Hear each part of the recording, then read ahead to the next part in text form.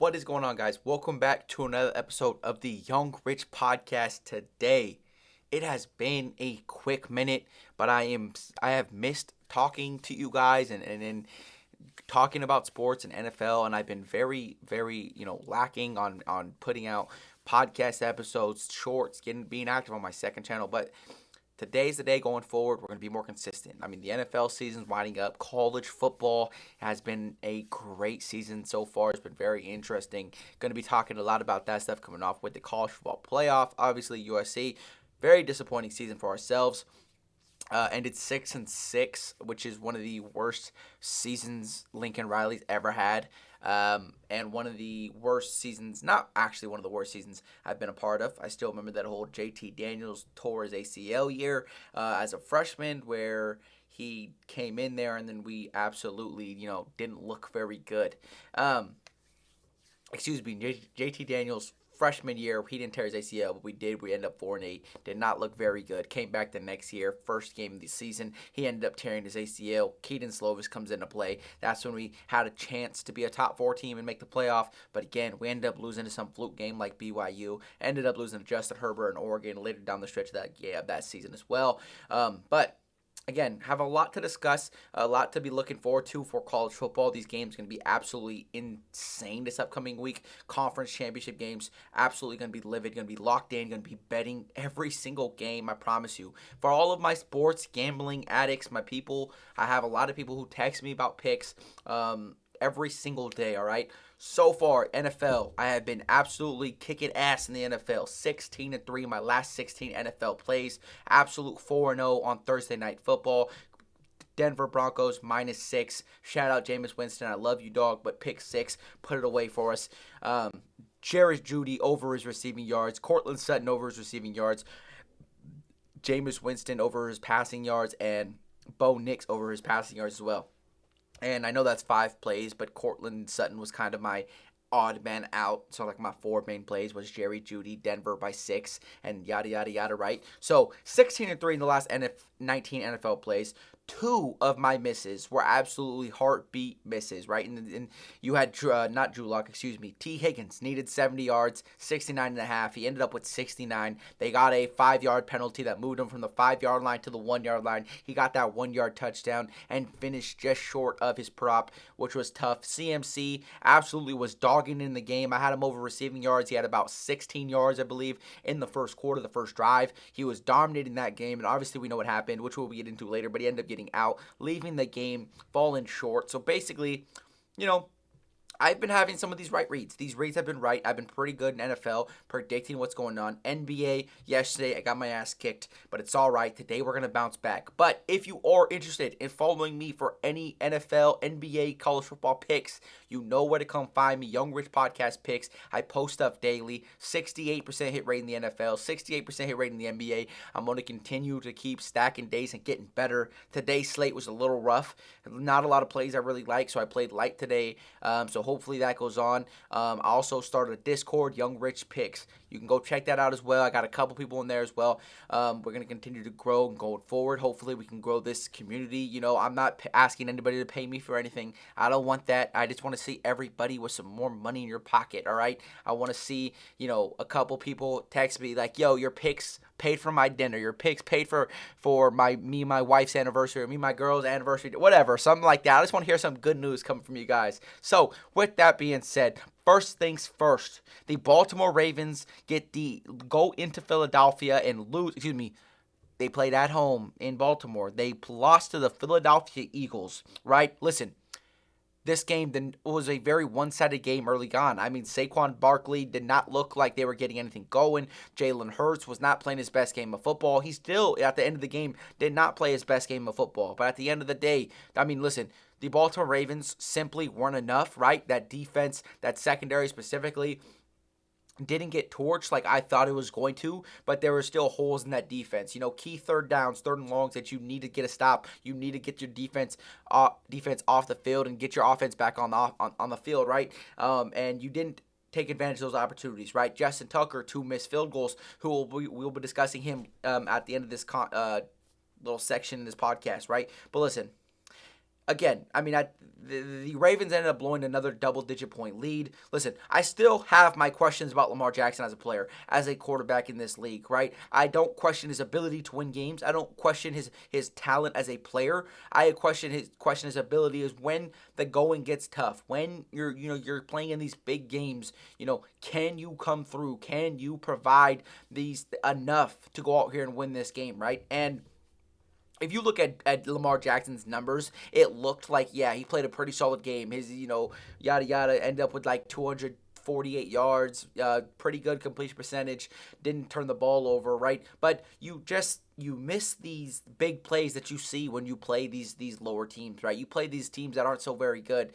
You play the Las Vegas Raiders. You play the Dallas Cowboys. You play these teams where you can go out there and just do whatever you want against them. And then once you get into these games where you have to play a good defense, a good team, another good quarterback, I've said this multiple times. You kind of forget who you are as a player. You kind of forget who you are as a team. You go away from Derrick Henry. I think they did a good job of trying to keep Derrick Henry involved. Derrick Henry had himself a fine day. Not an amazing day, but a fine day. They gave him his touches. The game at the end of the day was ultimately close. I mean, those two Justin Tucker field goals, if you make those, we're looking at a very different game, very different turnout, right? So I think Lamar Jackson played a better game than what I expected him to do, right? I expected him to struggle a little bit, especially against his defense. But at the end of the day, when these games are the most important, like he played against Pittsburgh, you've seen him struggle early on. He wasn't getting it going. You're playing from behind, right? And Lamar Jackson playing from behind, we already know this narrative. We've seen it over and over again. Lamar Jackson is not a guy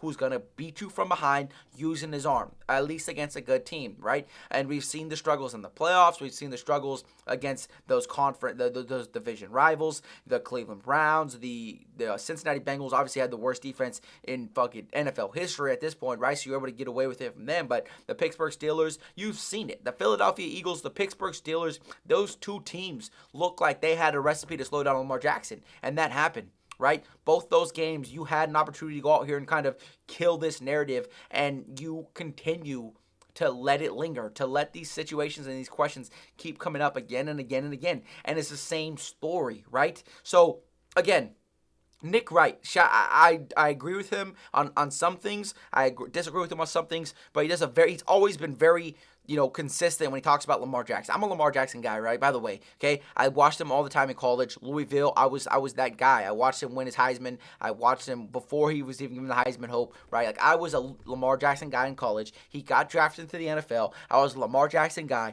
I wanted to see him win. I'm still waiting to see him win, right? Like, I would love to see Lamar Jackson go win a Super Bowl, but there's still huge questions here, right? It's because when you get into a situation where you offensively, you're playing a good defense, offensively, you're not having these big time plays, it's more of a dogfight type game, you start to see these question marks about Lamar Jackson, his ability to perform. And then that's when you start seeing him.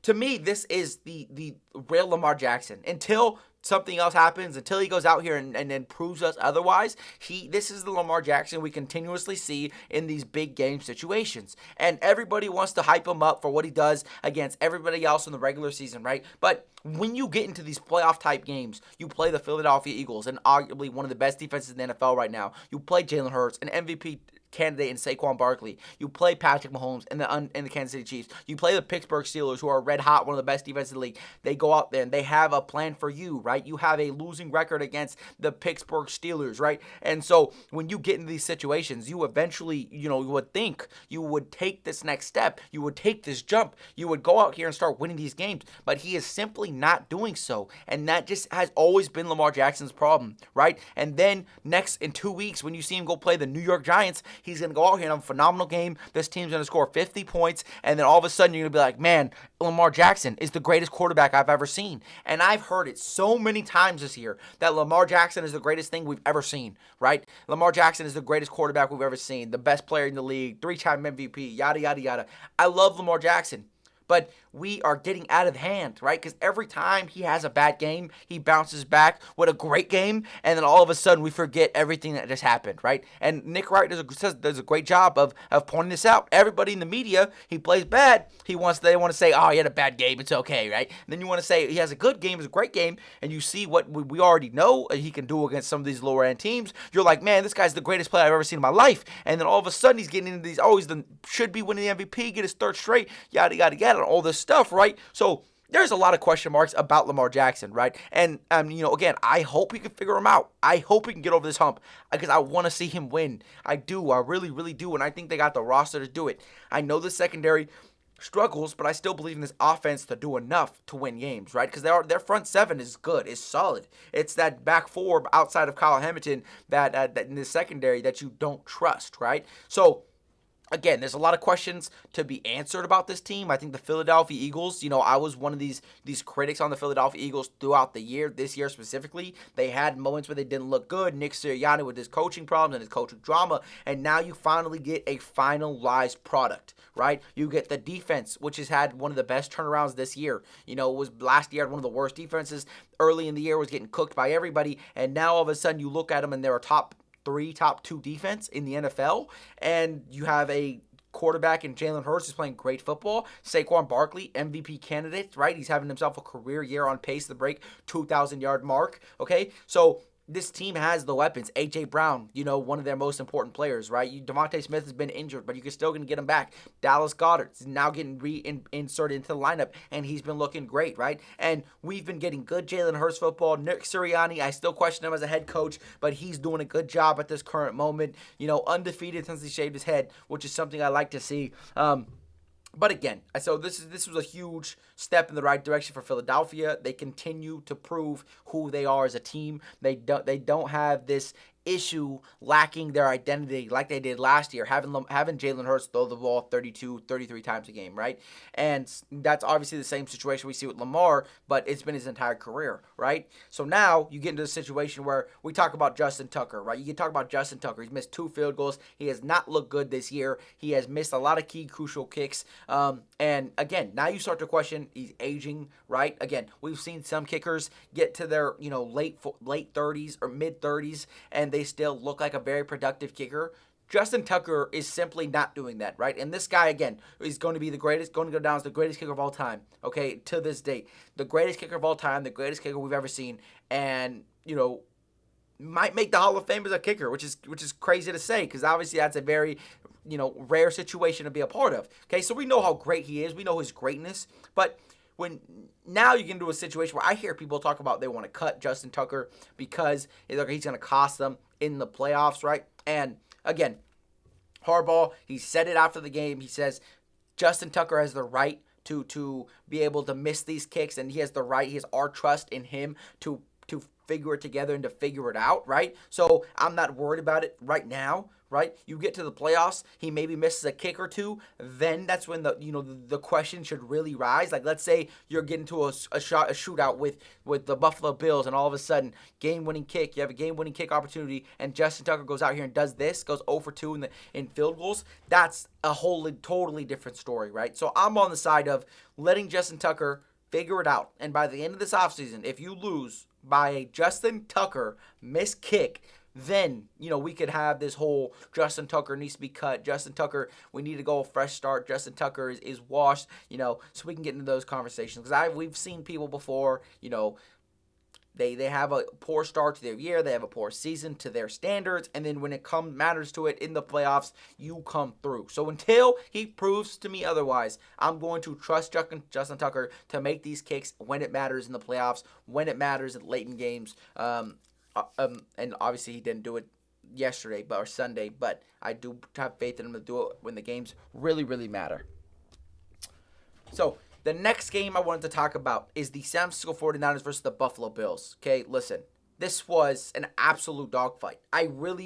Absolute ass kicking, I really thought the San Francisco 49ers were going to go in there and really square up with them, right? And at first, that's what it looked like. I know there was a couple missed kicks early on, right? CMC was getting going. You seen his impact instantly, over 60 total yards, 70 total yards in the first quarter. and then boom, you've seen him go down, non-contact injury. You've seen him leave the game, and the impact was just not the same, right? And after that, as soon as that happened, you've seen it. The momentum changed. Brock Purdy looked like the stage was a little too big, little too cold, little too much snow, right? Just Josh Allen again, just doing Josh Allen-like things, playing phenomenal football. Catching out here, catching laterals, scoring touchdowns, helping Amari Cooper's boost his passing rating, right? And so, I mean, man, this Buffalo Bills team is just so fun to watch. They're just such a good team. And Josh Allen, he's finally eliminated the turnovers this year, and now they look like one of the best teams in the NFL, the best team in the NFL, arguably, however you want to put it. But he has been so great to watch this year. I've loved to see the step he's took on like the maturity level. Not having a true wide receiver one for most of the season. You trade for Amari Cooper, you just add to your team, and now you start seeing him flowing. The ball's coming out. He's taking care of the ball. He's making these great plays. He's being Josh Allen, but taking care of the ball, which is something we always question. Would it ever happen, right?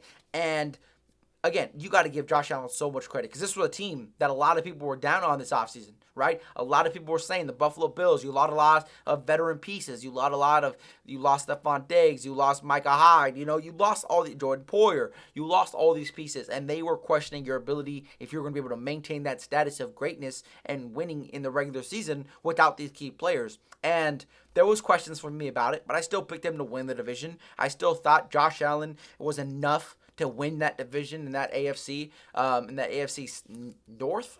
No, not AFC North, excuse me. AFC East. And he proved me right. Listen, because, again, a lot of people were picking the Jets to win the division. We seen how that turned out. A lot of people were putting the Dolphins in there to win the division. We seen how that turned out, right? And there was people picking the Bills not to make the playoffs, which was absolutely insane to me, right? And, when you have a guy like Josh Allen, as impactful as he is, me personally, I have faith in a guy like that, and he has done everything to prove everyone wrong and to prove me right? So, again, huge win for the Buffalo Bills. They are showing just how great they are. I mean, this is arguably their chance to go out here and win a Super Bowl, right? The Baltimore Ravens, that secondary is horrid. You're not going to win a Super Bowl with that type of defense. It's possible, right? But again, you're going to need a lot from Lamar Jackson and that offense. And have we seen Lamar Jackson do that? No, right? So I'm feeling confident riding with Josh Allen. And then you see the Kansas City Chiefs,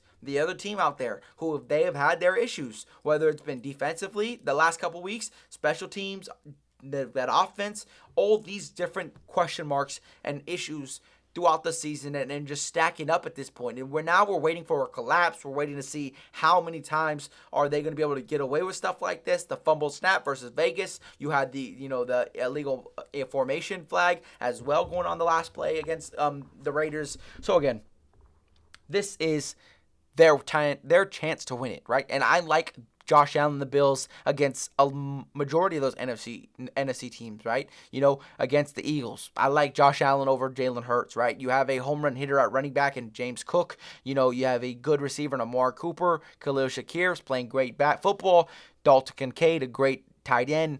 And defensively, they're playing some pretty good defense, right? So, which is something that we weren't expecting to happen, but they've figured it out, right? So again, they've got to be up there for when it comes to title favorites, and this is the year. This is their window to win a championship, and I really do believe this is going to be a year where they have the best chance to go out there and win these games, whether you get the 1 seed, you have to go on the road. I do like their chances to go against these teams, to go play Kansas City, go play Baltimore, go play the Steelers, and go win these games and go make a run for a Super Bowl.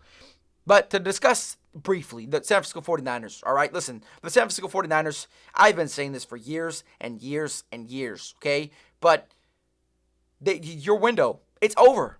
It's it. It's simply that. Your window, your Super Bowl window is over, okay? Everybody that you paid is aging, right? Now you have more guys you have to pay. You just played Lenore, Tre'Davious Ward. You brought him in. You paid him some decent money. This year has been kind of a down year for him. Bosa's been in and out the lineup. Deebo Samuel has not been that same guy since you paid him that money after his one All-Pro year, right? Brandon Ayuk, you paid him all that money, and now he's hurt, coming off an ACL injury. George Kittle has just not been the same George Kittle type guy. Brock Purdy, not the same numbers, right?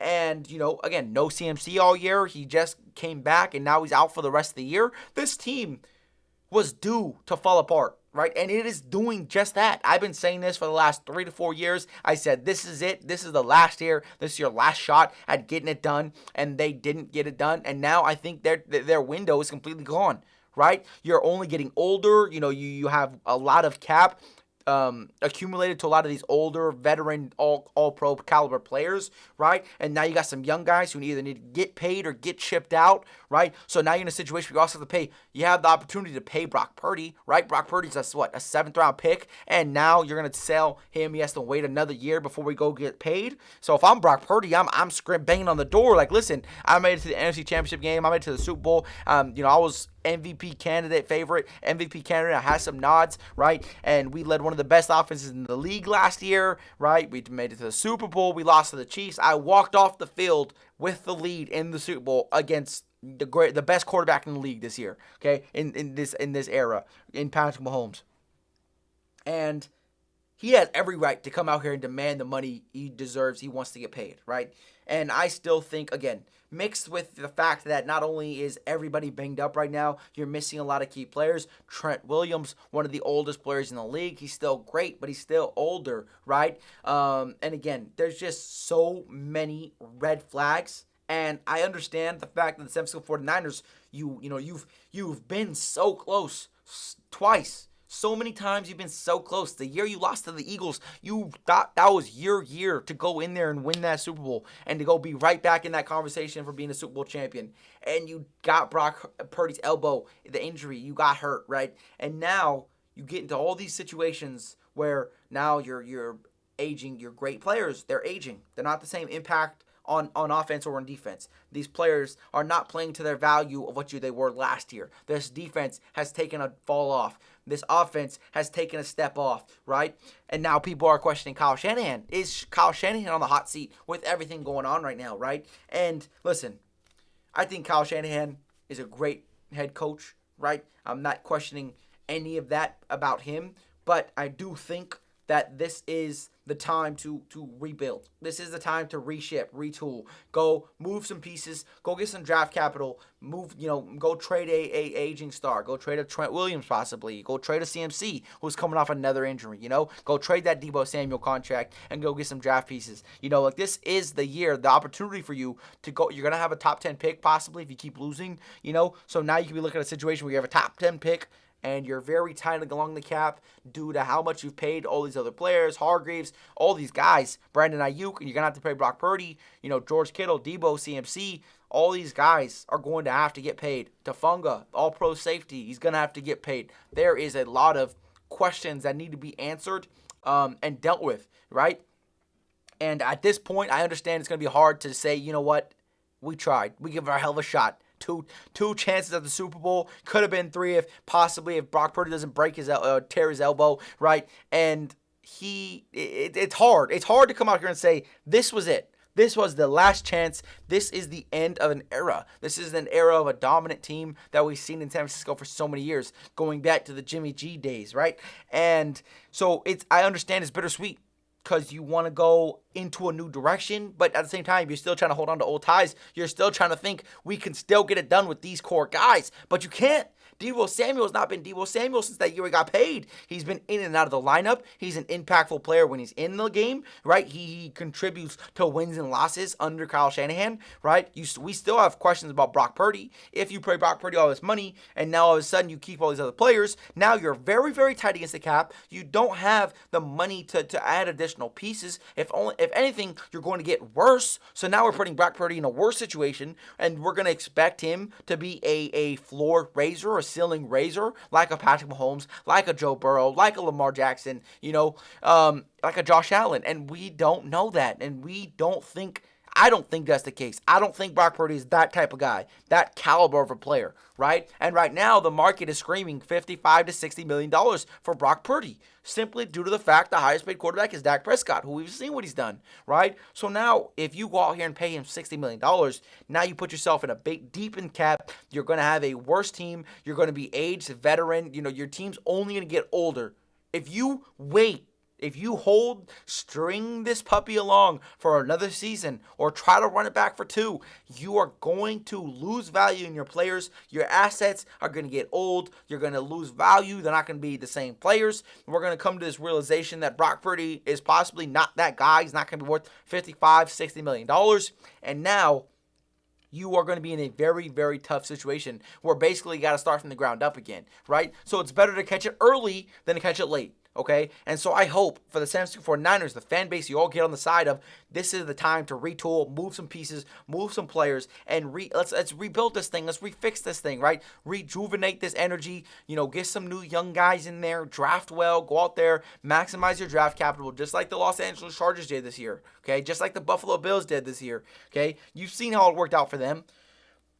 I still think your best chance going into this upcoming season is to franchise tag Brock Purdy. I wouldn't commit $60 million to this guy, $55 million to this guy after the season I just witnessed him have, right? Because the question the last 3 years was, is Brock Purdy beneficial to the system, or is the system beneficial to Brock Purdy?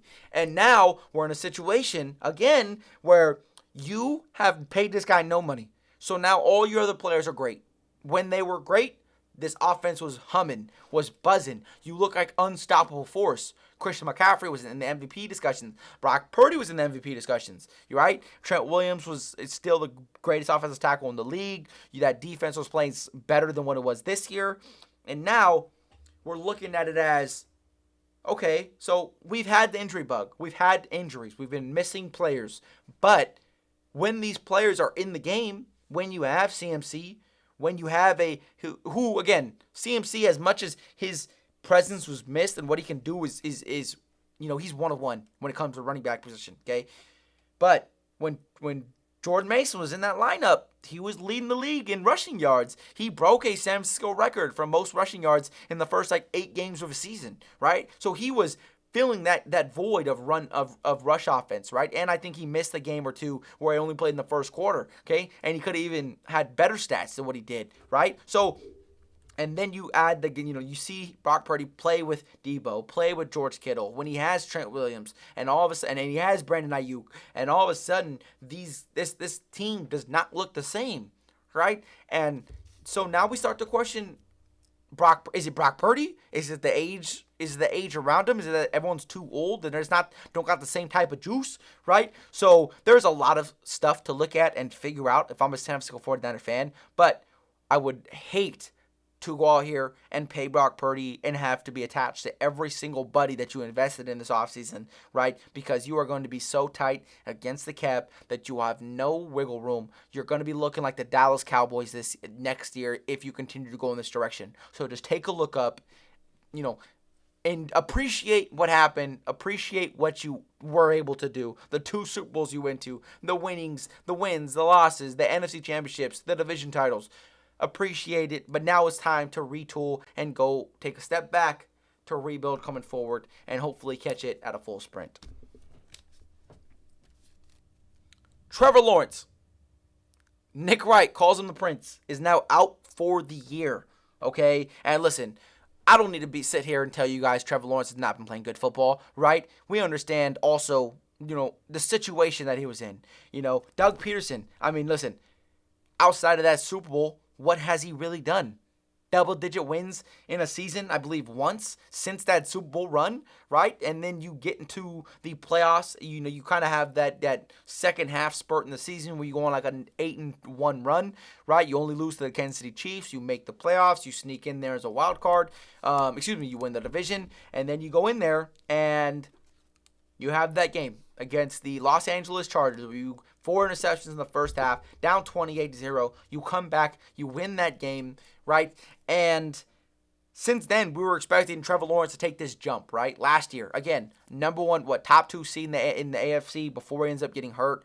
Concussion, bruised ribs. He was just getting hit, banged up everywhere, every single time. His O line was not supporting him the way it needed to be done. That secondary was not very good, and you kind of seen the same issues. But now it just got simply worse. That run game, ETN, who was somebody I was so highly on this coming into the season in the past 2 years since they drafted him, right? He has not been the same guy, right? Tanks Bigsby's been outperforming him. This run game has been non-existent at best. This offensive lineman, I mean, you have one good tackle. Outside of that, you really don't have anybody that's great.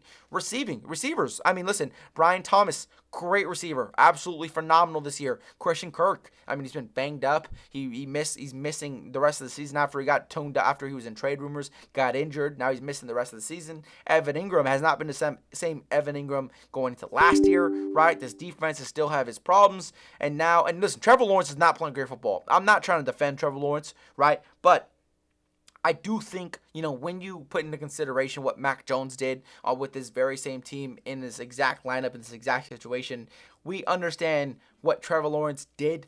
He got the best out of this team, right? Although it wasn't pretty, although it wasn't good, it wasn't much, but he still was getting the best out of this team, right? So when you start talking about Trevor Lawrence, because I've heard him be in trade rumors, trade discussions already this season, these last couple weeks specifically. But, I mean, listen, when you start talking about Trevor Lawrence, you start talking about the potential. I mean, listen, he was supposed to be the most sure prospect, number one quarterback draft pick in the last 20 years, right? He was supposed to be the guy that was a no miss. You can't miss. You draft him, your franchise is saved. You draft him, you're going to be in contention for years and years to come, right? And obviously, it did not go that way, okay? And now you're sitting in a situation, Trevor Lawrence out for the rest of the year. You just committed to him on a 5-year contract for $55 million, okay? I think it was third highest in the NFL when it comes to quarterback salary. And now you start to question, is his job safe? Because now you're looking at the Jacksonville Jaguars. You have the number one overall pick. You have Doug Peterson's going to be gone, right? And this is the conversation, the rumors that I heard, which is, listen, Deion Sanders, you've heard him talk about people wanting to NFL rumors coming out. People are linking him with Dallas. People are linking him with the Raiders in Vegas, right? And although I would love to have Shador in prime time in Vegas with me over there, right? I say with me because I'm a fan. I put in the blood, sweat, and tears to this team, just like everybody else on that field, okay? But when you get into the situation and you start to talk about, the future of the Jacksonville Jaguars, the number one overall pick, okay? You can go the Travis Hunter route and go with the best player on the board. You can go add to the offensive lineman, but won't get a new head coach and fix it up. Or you can go maybe you ship off Trevor Lawrence, to someone like the Raiders, which I've heard previously discussed. Okay, maybe you ship Trevor Lawrence for 2 first-round picks, really rebuild this team, go under a new coach, bring in Deion Sanders, bring in Shador Sanders, first overall pick. You use that second pick that you traded away to go get Travis Hunter. Then you have Travis Hunter, Shador Sanders all playing on the same team with Deion Sanders, right? Like, I've heard that. And that, to me, I'm cool with that as a Raider fan and for Trevor Lawrence. Because sometimes you just need different scenario. You need a different scene. You need different stuff, right? Trevor Lawrence, to me, I mean, I just think Jacksonville has taken a lot out of him. Specifically that first year when he was in Jacksonville, and for the most part, they have not had a great week 1 to week 18 season, like good season, all the way through. So there's a lot of questions about Trevor Lawrence, but when you talk about him in the sense of the Raiders moving on to get him, you get a quarterback who is at least proven to be. He has it. He's proven he could win games. He's proven he can win a playoff game. He's proven that he could lead a winning team. And again, last year, before everything hit the fan, he was doing that. He was a top 2 seed in the AFC. Okay, and then you could not go the rookie QB route and do all these things because again, this QB class that's coming up, it's not a A+ draft class. It's a B+. Both of the 2 best QBs in this class are B+ prospects, right? In Shador Sanders and Cam Ward. So now you're looking at different options for as a team and as a Raiders fan, I'm with it. I'm cool with bringing in Trevor Lawrence and saying, "Let Trevor come on over to Vegas. We got Jacoby Myers, we have Brock Bowers for you. Listen, we need to draft a running back, sure. We need to fix up this offensive line a little bit, sure. But we've got some pieces. We've got some defensive pieces. Max Crosby would love to meet you, and I think that'd be a great situation for him." Change of scenery, mix it up, get out of Jacksonville and try something else. And then Jacksonville gets to start completely fresh, because listen, one winning season with Trevor Lawrence, that was it. You know what I'm saying? And since then, you have not gotten back to where we all thought you would be, okay? So, that's all something coming up in the air. But Trevor Lawrence, I think, I'm still high on Trevor Lawrence. I still think he can be a great quarterback in this league. Has he proven he can be? No. But I am all in on him being a top 10 QB in this league. I think that's more than achievable for someone like Trevor Lawrence. He's got all the arm talent in the world. It's just, can he put it together when he steps onto that field? And again, I would like it to happen in no other place but Vegas. You know what I'm saying? So again, something to keep an eye on. Again, also, if I can't get Trevor Lawrence, obviously, because this is a bit of a long shot, right? This would have to be, really talked about this offseason. But I get the future of the Raiders. I'm okay with a Shedeur Sanders or Cam Ward. I am on the side of Shedeur Sanders is the only QB you should be drafting this upcoming draft. I'm not too big on Cam Ward as much as there's other people are.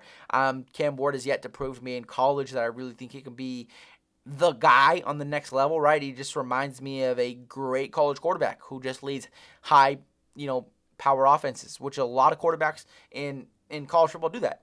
Dungan from TCU, the year they made the national championship, he led one of the high-scoring offense, and guess what? He's a third-string quarterback for the Los Angeles Rams.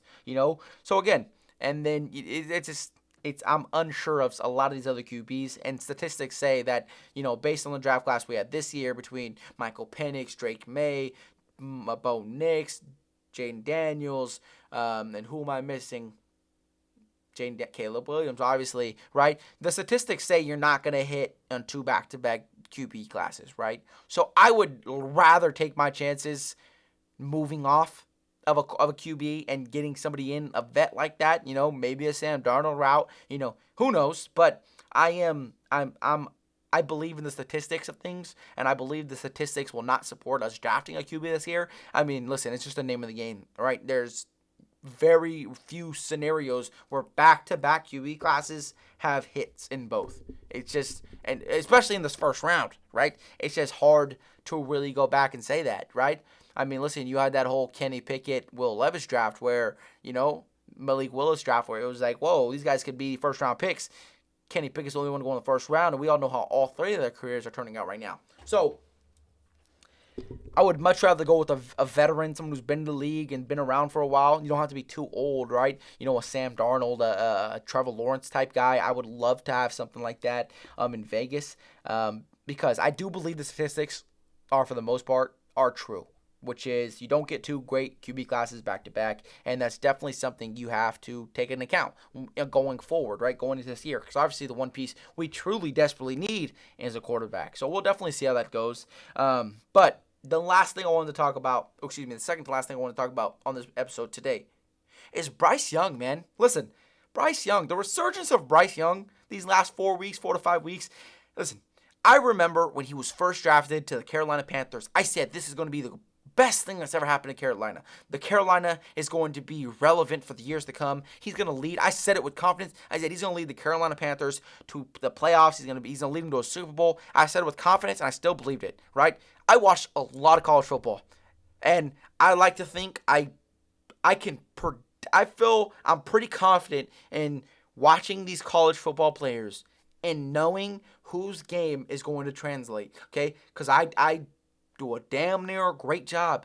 Do I have some misses? Sure, but I would like to think I'm 85% right for most of the time, okay? And I said Jaden Daniels is going to be the most pro-ready quarterback in this NFL this upcoming year, and he proved it. He got off to an amazing start. I said Bo Nix was going to be the second most pro-ready quarterback, and I didn't think he was going to be, like a ceiling raiser, right? But I thought he was going to be a good day one QB to come out the gates, and he's proven that, right? Michael Penix, I was so high on Michael Penix. I said if he didn't have injuries and he wasn't so old, I would have taken him in the top 3 pick. I would have, because he is that good to me, and I thought he was going to be a great player, so we'll still see how that goes. I said Caleb Williams was going to need some work. Boom, he needs some work, and he's been working on that. Now he's turning out into being a great player. I said Drake May was my least favorite prospect coming into this upcoming draft. He has still, I would say, has proved the least outside of Michael Penix. He's made some brilliant throws. He's shown his athletic ability. He doesn't have much on his team right now. Very similar to Bryce Young when he started his career. So I'm not knocking him just yet. But he was my least favorite QB coming out of this draft class. And so far, the other 3 have proven me right so far, right? So we're going to keep that on. We're going to pay close attention to that going forward. But last year, 1-15. Bryce Young comes out here. They said he's one of the worst quarterbacks we've ever seen. And then this whole offseason, real ball knowers talked about how poor that team was around him. Bad head coach, bad receivers, had one of the worst separation receiver rates last year for the Carolina Panthers. He just didn't have no help. He didn't look confident. He looked a bit scared, right? That offensive line was horrendous, was not helping him at all. Shout out to Chuba Hubbard, Oklahoma State alum. He's been balling. He was that safety blanket for him this whole, since he's been there, right? And this year he's took another step. Now you see Jonathan Brooks getting back in the lineup. Adam Thielen looks a little young again. Leggett has been very, very good. Deontay Johnson, who I thought was going to flourish here, got traded. Okay, that happens. And Cooker, right, who's been absolutely great this year as well. Okay, but when the season started, I said, man, Bryce Young, I still have faith in you, brother. Like I still believe you're going to be a great quarterback in this league. I still believe you've got that dog in you, right? I watched so much of you at college, and I hate Alabama, but I just love watching him play the game of football. I would love watching him make plays, even if it was for Alabama. He was the only Alabama player I ever supported, outside of Josh Jacobs, obviously. Okay, but he was the only Alabama player I supported in college, because he was just that good. He did everything right. His mechanics, his pocket presence, ability to make throws, ability to use his feet, to lead a team, to play from behind, to play that tough SEC conference where Georgia had the best defense in the country, right? He was going head-to-head with all these teams, and he was showing out, okay? And he won a Heisman, he won a national championship, he did all that stuff, and he was a great player. And now you get into this year. He gets benched. He starts off, 0-2, 0-3.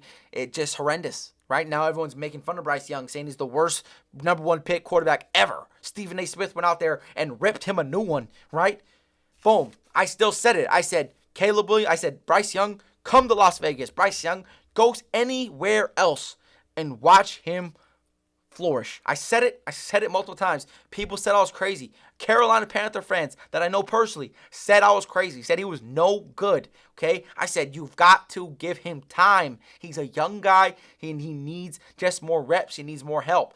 Bryce Young comes in, Andy Dalton comes in for a couple weeks. He gets into a car accident, plays some better football. Now Bryce Young has the chance to get back in the lineup. And since he's gotten back into that lineup, listen, 858 yards, 4 touchdowns, and 1 interception. And the 1 interception, Leggett got the ball stripped away from him, which could have resulted in them winning that game.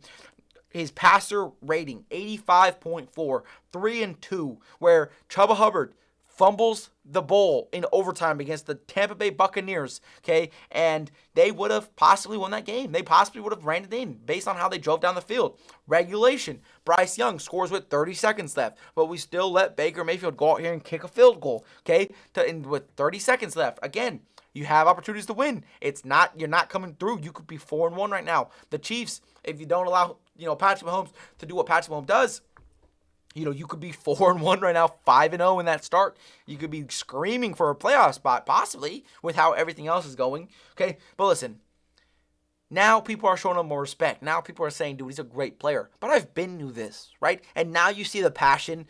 When he got his first win against the New York Giants, he came out with so much passion, so much energy. He was, he looked like he was having fun for the first time in his NFL career. And I loved it for him, right? Because he needed something like that. And ever since that day, now you start seeing him make unbelievable throws, and people can discredit him for his height, for his size, for whatever they gotta say, okay? But he's playing some great football right now, and I think he's only going to get better. He still has a lot of holes in this team. This offensive line can still use some work. You could still use a true, legitimate wide receiver one this upcoming year. You still got to add to that defense, who has not been great this year, okay? Outside of J.C. Horn and Derek Thomas, it has not been great.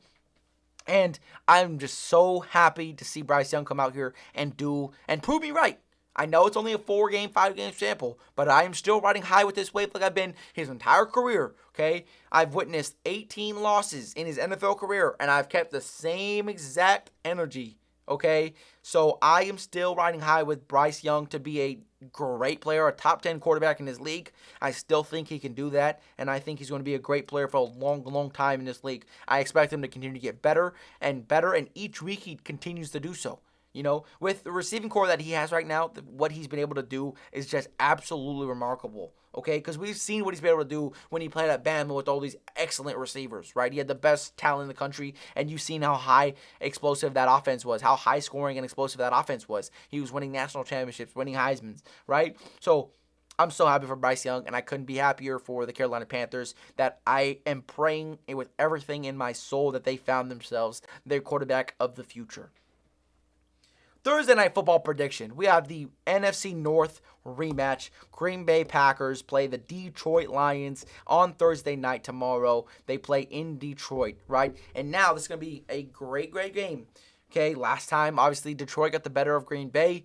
And even in that game, Detroit was only managed to put up, I think, 200-something yards. They had a low, Bryce Young that Detroit offense did not get going, right? And they played on the road, right? So, again, I expect them. This is going to be such a good game. Jordan Love, Jared Goff. I like Green Bay in this game, right? Simply because I think you have to win this game if you're Green Bay, right? This division, the top 3 teams, Minnesota, Green Bay, and Detroit, you're all fighting for that division title, right? And if you lose this game, I just don't know how I feel, especially with how the Bears have been playing, right? So you have to play them again as well. Okay, they've been playing some good football. You know how close you was to you, a block kick away from you losing that game against Chicago, right? So I think this is going to be a Green Bay win here. It's not going to hurt Detroit, 2 losses, whatever, to a division opponent, to one of the best young quarterbacks in the league in Jordan Love. I think this Green Bay defense has come a long way. This offense is still humming. Josh Jacobs, I miss you so much. I love every time you touch the ball and you run people over. Josh Jacobs has been phenomenal. Romeo Doubs been great this year. Christian Watson been great this year. Jordan Love has been leading this team to excellence. Jair Alexander has been playing some good ball himself. Xavier McKinney. What else do I really got to say about Xavier McKinney? He's been playing a defensive player of the year type football this year. But yeah, I got Green Bay here. There's nothing against Jared Goff or the Detroit Lions. I just think it's a must-win game for Green Bay here if you want to compete for that division, because obviously you don't want to have to go on the road if you don't have to. Minnesota's still playing some great damn football, and it's very little space for wiggle room here. So if they go in here and lose to Detroit, this is going to be a situation where now you're kind of looking outside in for the division. To win the division, you're going to need some hope and help for some other teams to beat those teams. So if you win this game tonight, or tomorrow, you will have, your destiny will be in your hands, basically, for the most part. You will have the chance to go out there and control your fate for the rest of the season. A lot better than if you lose tomorrow. So I think it's going to be a Jordan Love masterclass. I love this Detroit secondary, but I still think Jordan Love's going to go out and get after them, right? A bit of a revenge game. Josh Jacobs, I expect him to continue to feast like he's been doing. I do expect the Detroit Lions to run the ball all over this team. I expect a shootout. Let's be real here. It's going to be an absolute shootout. I expect a 31-27 win in Green Bay's favor. I expect, 400 yards on offense on both sides of the ball. Jordan Love, 275, a couple touchdowns. Jared Goff doing what Jared Goff does. Jahmyr Gibbs, David Montgomery to eat. I think this could be a big, big Amon-Ra St. Brown game. But yeah, I'm so excited. It's going to be some great, great football. If you want to follow some picks for tomorrow for Thursday Night Football, Young Rich Podcast or Young Rich 831. Follow me on Twitter, TikTok, whatever, Instagram, whatever you want to do. I post on all of those. Again, the link will be in the description below. If you want to come make some money, you want to come make some sweat-free money with me, come tail my bets. Come check me out and see what I'm about. With that being said, hopefully y'all enjoyed today's episode.